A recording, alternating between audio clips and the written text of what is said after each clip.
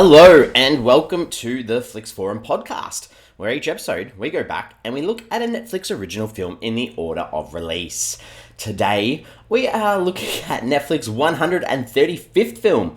I almost lost count of how far we've gone. This is the 2019 satirical horror thriller Velvet Buzzsaw. This is directed by Dan Gilroy. It stars Jake Gyllenhaal, Rene Russo, Toni Collette, Zawe Ashton, Tom Sturridge, Natalia Dyer, Daveed Diggs, Billy Magnussen and John Malkovich. I am Jesse and I am here to give you a spoiler-filled episode on this film. So if you haven't seen this film, please give us a pause, come back a bit later on because it's going to be very hard to talk about this one without giving away the whole story, but I will give it a shot with my fast flicks, just a brief summary of this film, which to me, this is about the work of a dead artist, and this art makes it difficult or makes life difficult for those who interact with it. And that's where we're going to kick off this show. And please do give us a pause. Otherwise, I'm going to talk a little bit about how this film was put together, a little bit of the history and the development of this idea.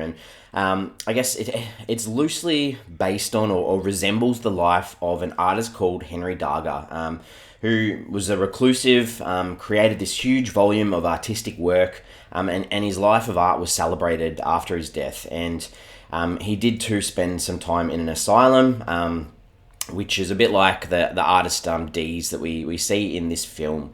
Dan Gilroy, the director, he came up with this idea for the film after visiting the Dyer Contemporary Art Gallery in Beacon, New York in 2017. And hours after visiting the museum, popped up, or the gallery came up with a rough idea of the plot. And in an interview, he said that it was the Tuesday after Christmas at about 5 o'clock in the afternoon, and there was no one there at the gallery. He was wandering around this huge empty warehouse with all this rather disturbing contemporary art. He wound up in the basement in his video installation with like a dentist chair, rats running around, and he thought, man, this would be a great place for a horror movie.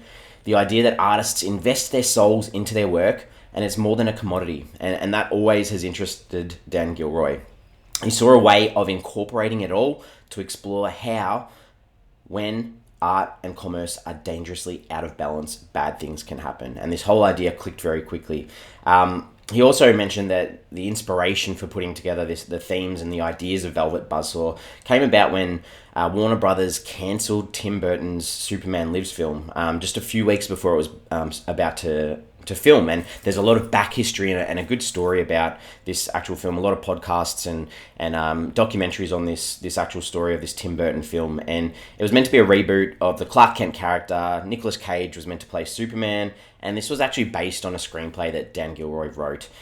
So he was really, he was crushed that this piece of work, or this art almost, that he'd written would never be seen, because some studio executives at Warner Brothers only cared about its budget and how much money the film would make.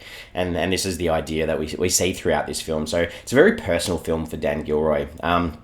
And he also there's a little bit of commentary on why he selected Netflix to be the distributor for this film. And he said that when he was trying to decide whether or not to go with Netflix, he went online and there was this story there that he read about someone saying, Netflix is going to destroy the theatrical experience.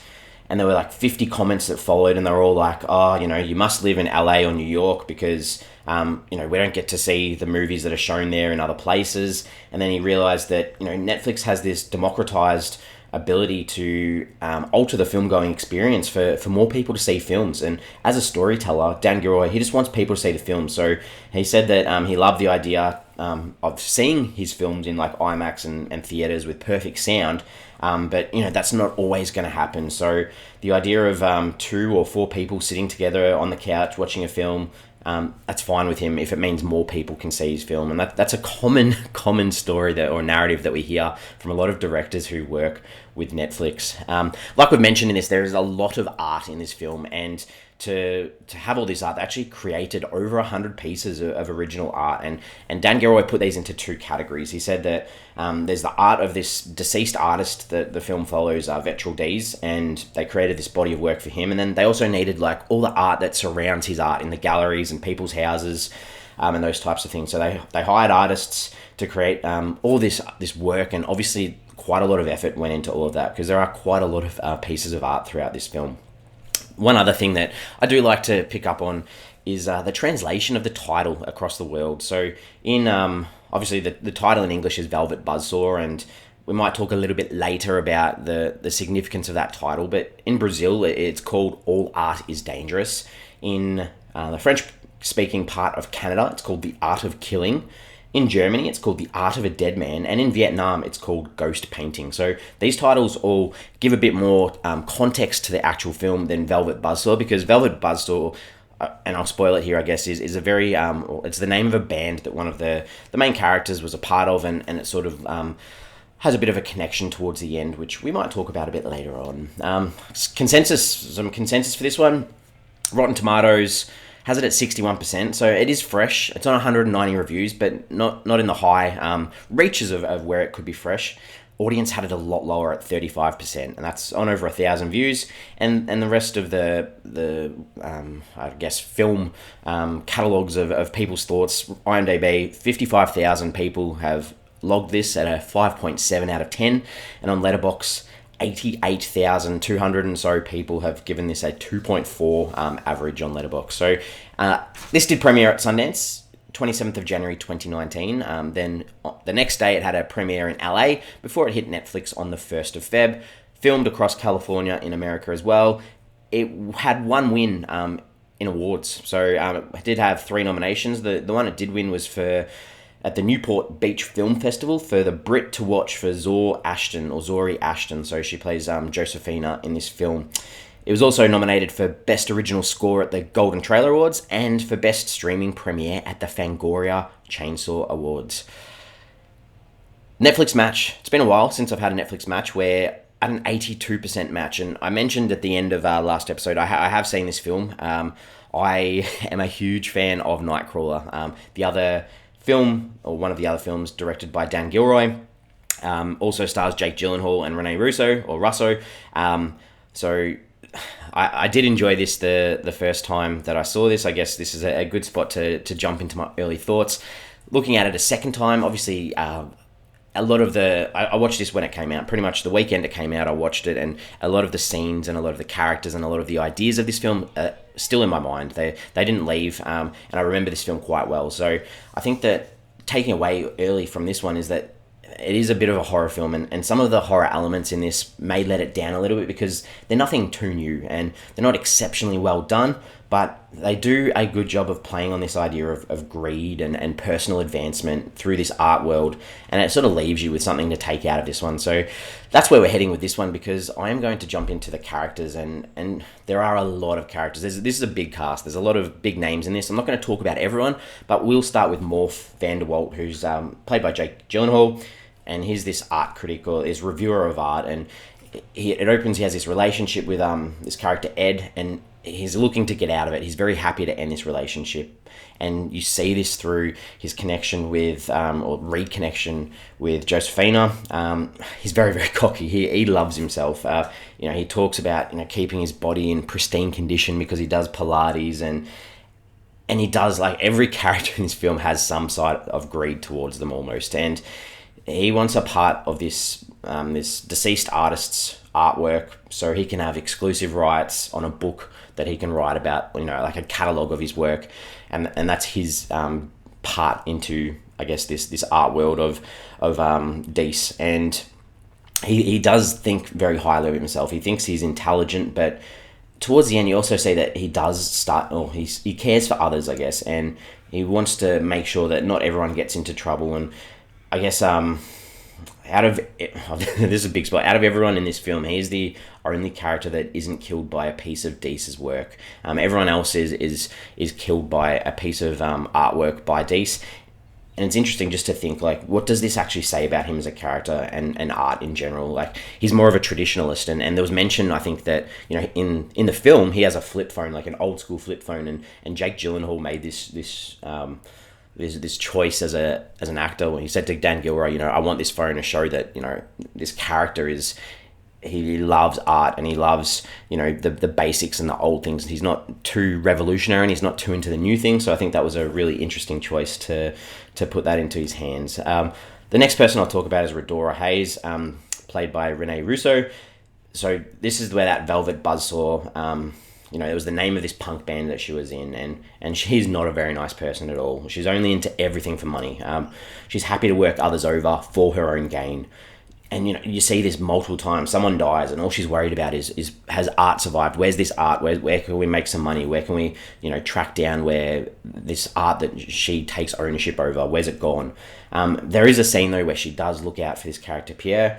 This old school artist who's struggled throughout his career, and obviously she has a connection with him because she's like telling him, it's time to get away from the city, time to take a break. And that is that one nice thing that we see her do, because leading into Josephina, this is a character who works closely alongside Redora. She uses and abuses her. And Redora is this character that doesn't seem to have much good going on in her life. Her partner Ricky's been cheating on her. And realistically, she's the one that sets off this chain of events. She's the one that finds this dead body. She's the one that finds the artwork that's been left behind. I'm torn on this one because the performance in this one I thought was probably the worst in the film. I thought that the overacting, the emotional scenes that you're supposed to build empathy for this character gave me so little, because it just seemed over the top, and I just couldn't connect with this character. Especially with the crying, being angry, it just made me feel awkward. And I think possibly that's because of the cast surrounding, and they're so good in what they do. And I mentioned before Pierre, he's this aged sort of artist played by John Malkovich. He's obviously had his ups and downs in the art world. He's dealt with addiction, and he's at this stage in his career where, he sees his own work as him copying himself. He's not doing anything original, and, others can say, no, this is your canon. This is your style. This is what you look like. But realistically, he just wants to create, and it's really nice to see that they do put someone in here that, in the art world, that's not necessarily just a really negative character. Last character is Gretchen, played by Toni Collette. Just a minimal side character that I think they're like, how do we get Toni Collette in this film? Perfect, we'll put in this character and she can play that. I mentioned before Dan Gilroy as the director that I really, really love Nightcrawler. So if you haven't seen Nightcrawler, I highly recommend jumping out and seeing that. Also directed a film Roman J. Israel-esque with Denzel Washington, so check that out. Also, the up-and-coming film is called Faster, Cheaper, Better. No idea what it's about, but I'm looking forward to checking that out when it does come out. Also done a bit of writing. So obviously he's directed and written all these films. Wrote the Bourne Legacy film, as well as the Kong Skull Island film too. So some good piece of work. Not an awful lot of work that we've seen Dan Gilroy do. I just think to mention briefly, and this film is filmed in LA as well, as is Nightcrawler. If you've seen Nightcrawler, I think the way that he shoots LA is just phenomenal. It just makes that city so vibrant and comes alive so much. And not so, like, we do see a couple of really good scenes in Velvet Buzzsaw, but Nightcrawler does this even better. So I'm probably giving this Nightcrawler a massive suggestion, so please do go and see it. But I will lead into some scenes from this one that we can talk about now. And the ones that sort of stood out for me for this one, so the opening credits are really, really good. They have these black and white animation of all this artwork, and it sets this tone for this film, just focusing on art. So that was really cool. I can't go past a Jake Gyllenhaal scene where he's got no clothes on. There's a scene where he's on his laptop, just lying on a couch, stark naked, gets up, walks around, just... I know in previous films, some naked scenes, like in Roma, didn't really do much for me, but Jake Gyllenhaal, no clothes on, definitely a highlight for me. The deaths in this one were all pretty good. I mean, they're very obvious, but just to mention a few of the ones, if I say some words, I'm not giving them away, but there's monkeys, there's a light bulb, there's graffiti, and a tattoo. And if you've seen the film, my mention of those will probably, just saying those single words will bring back memories of what that means. The last thing that I liked in this one, there's a scene where Morph is in this sound exhibit, and he's going through this stage or this process where he knows something's not right with his artwork, and he's hearing voices and really struggling and stressing about the environment that all these people in the art world are going through. And this exhibit hadn't even started, so he runs off, and it just shows that this whole thing is impacting him the most, I guess, than compared to everyone else who can't get their minds away from the idea of making money off this artwork. Things that I didn't necessarily... The only thing that I'm going to sort of mention about that I didn't like, and it's the title, and I've touched on it. I mean, Velvet Buzzsaw is literally this band that Redora was in. She has a tattoo of it on her neck. So the title of the film is after this one character. And the the film's about much more than that. So I did mention all the titles we had before for international releases. I just think that there could have been more in this film than that title, because this film is a lot more than just Redora's character. So that's my little criticism of this one, I guess. And I'll lead into some themes and some ideas. We've touched on these quite a bit.